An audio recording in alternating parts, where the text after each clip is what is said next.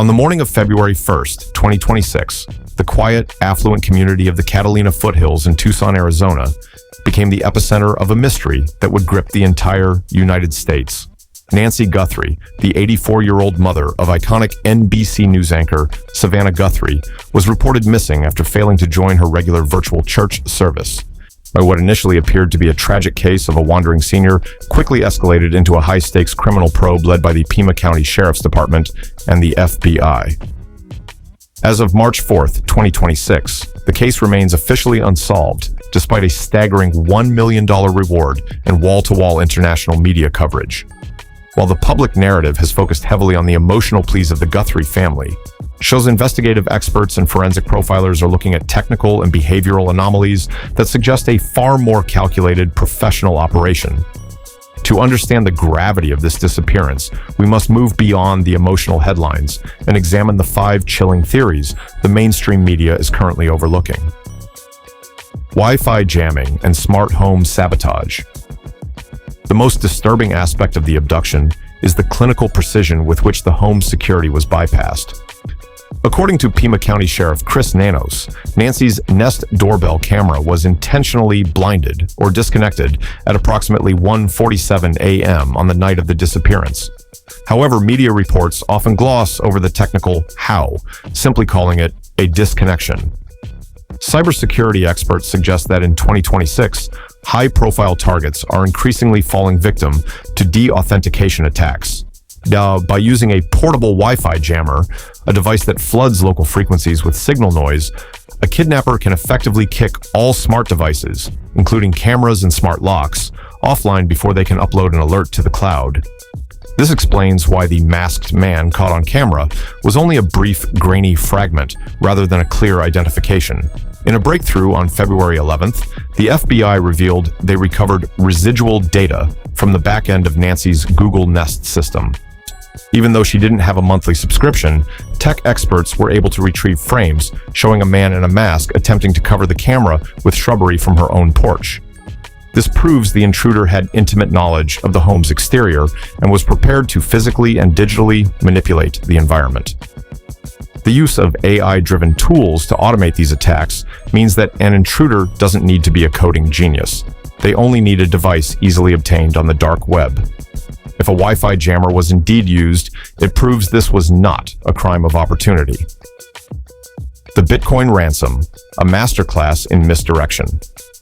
Within days of the disappearance, a ransom demand of $6 million in Bitcoin was sent to several media outlets, including TMZ and local news affiliates. While the media treated this as a standard extortion plot, forensic analysts suggest a deeper layer of complexity that points to a smokescreen tactic. In professional kidnapping for profit cases, communication is typically kept strictly private. Kidnappers want to facilitate a safe exchange without police interference. By making the demand public and sending it to the media, the perpetrators effectively triggered a media circus. This forced the FBI's National Cryptocurrency Enforcement Team to focus their immense resources on tracking digital wallets, which are often tumbled or laundered through multiple international jurisdictions instantly. This theory posits that the Bitcoin demand was never meant to be paid. Instead, it was a tactical move designed to keep federal agents busy with digital trails while the physical evidence on the ground grew cold. While the FBI was chasing blockchain fragments, the kidnappers had the window they needed to move Nancy across state lines. The media is focusing on the money, but the true story might be the time that money bought for the criminals. Furthermore, the lack of proof of life accompanying these notes suggests that the person sending the ransom may not even be the kidnapper, but a third-party opportunist exploiting the media's hunger for a scoop. The Rio Rico anomaly, a geographic decoy. On February 10th, 2026, the investigation shifted dramatically toward Rio Rico, a rugged town located an hour south of Tucson near the Mexican border.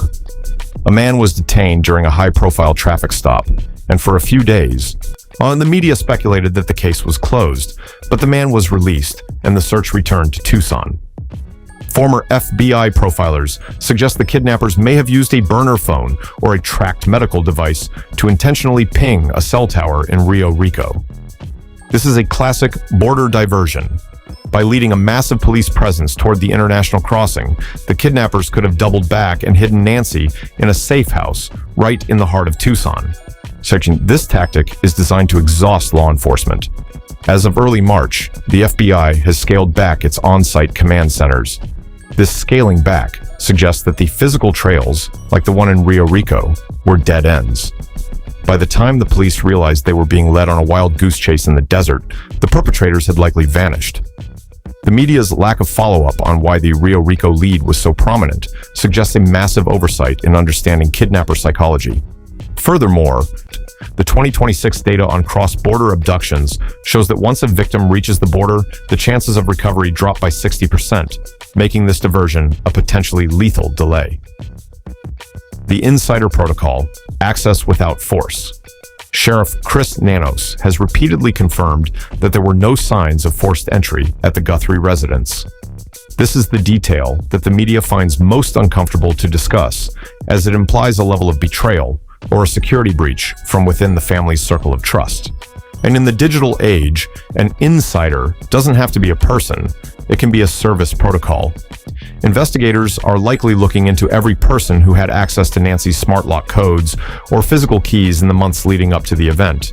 This includes landscaping crews, medical service providers, and home maintenance contractors. Forensic evidence shows that blood droplets were found on the front porch, but not inside the house. This suggests that Nancy may have opened the door voluntarily, is perhaps lured outside under a false pretext, such as a staged utility check or a fake medical emergency. On February 11th, images showed the suspect carrying a stuffed backpack and wearing a gun holster. If she saw an armed man, why was there no struggle inside? This leads to the theory that the struggle captured by her pacemaker spike occurred only once she was physically removed from the safety of her threshold. The media's refusal to speculate on who had the code leaves the most obvious question unanswered. Who knew she would open that door at 1:47 a.m.? The biological deadline, motivation beyond money. Perhaps the most overlooked and tragic theory is that the motive was never money at all. Nancy Guthrie is 84 years old and suffers from a chronic heart condition that requires specialized daily medication. As we pass the 31-day mark, the biological reality becomes grim. In traditional kidnapping cases, and captors provide proof of life and ask for the victim's medicine to keep their asset valuable. In this case, there has been total silence regarding her medical needs. This suggests that the perpetrators are not worried about her survival, which leads to the chilling theory of retribution.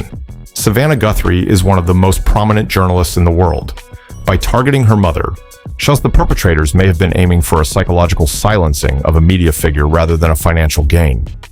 2026 trends in political kidnapping suggest that family members of journalists are increasingly targeted to influence news coverage. If this was an act of vengeance, the ransom note was merely a way to mock the family and the authorities, knowing that the biological clock would create a level of pressure that no amount of Bitcoin could resolve. The media is treating this as a crime of greed, but it feels more like a crime of malice intended to paralyze the Guthrie family with uncertainty. The search for a miracle. As of March 2026, the Guthrie family continues to hold out for a miracle. Savannah Guthrie has suspended her broadcasting duties to focus entirely on the search, and her recent visit to the memorial at her mother's home was a stark reminder of the human cost of this mystery. Plea, the case of Nancy Guthrie is more than just a tabloid headline. It is a terrifying example of the vulnerability of the elderly in an age of high-tech crime and global visibility.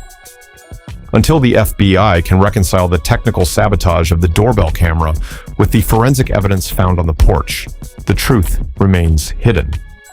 The $1 million reward is a sign of desperation, but it may be the only thing left to break the silence of those who know what truly happened that night in the Catalina foothills.